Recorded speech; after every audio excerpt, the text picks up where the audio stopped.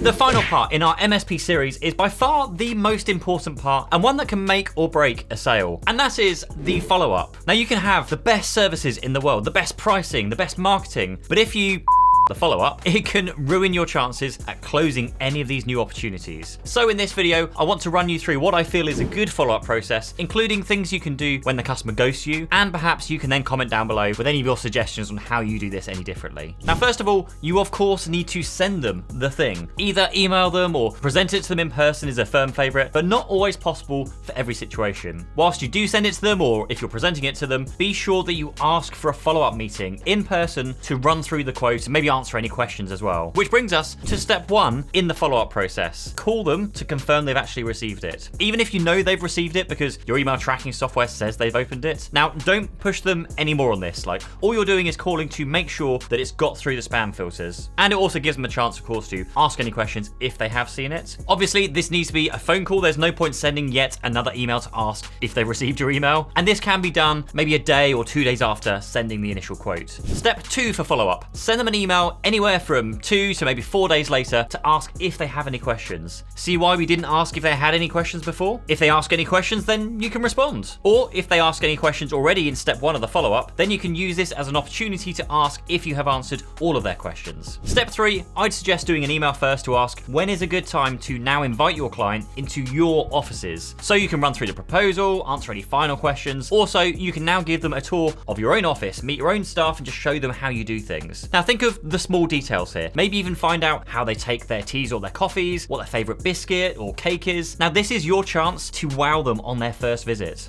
Don't mess it up. Step 4. Now if you still haven't made progress, then do the same thing again, but use phone this time. Like, it's an easy mistake I see made all the time is just people just default to using email. It's an easy thing to use, like easy to send. And also it's an easy get out when your manager asks you if you've done something, because sending an email can be a lot less stressful than picking up the phone, it seems. By this stage, hopefully you will have heard back from the client, or at least one, or at least discuss the proposal in person in your offices. But what about when you get ghosted? You know, you send them a quote and they seem really happy with everything, and then it's just like they're in the Bermuda Triangle. They've completely vanished from everything. No replies to your emails, they avoid and don't return your phone calls, and you just start wondering what the hell you've done so wrong to have upset them so much that they won't even reply to you. So here are a few bonus tips to help with that. Now, tip 1, people get busy. Don't think that you've done something. They may legitimately just be tied up with their own business. Now that doesn't mean you should stop chasing. It just means you should probably ease off like the nagging, perhaps only check in with them once a week, once every other week, once a month, but I wouldn't stop until you either get an answer or you get bored and maybe a better prospect comes up that, you know, takes up your time instead.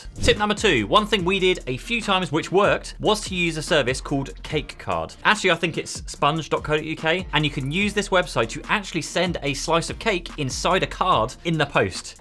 It's crazy. So find out what their favorite cake is. Maybe you already know from your earlier discussions, and maybe one that might throw them off their guards a little bit in the sales process as well. And send them a piece of their favorite cake, along with a note saying something like, you know, I thought you might like to enjoy this whilst reading our proposal. Wink, wink, nudge, nudge. Or you could go for the passive-aggressive approach of perhaps, I thought you might like to enjoy this whilst responding to my countless emails and phone calls.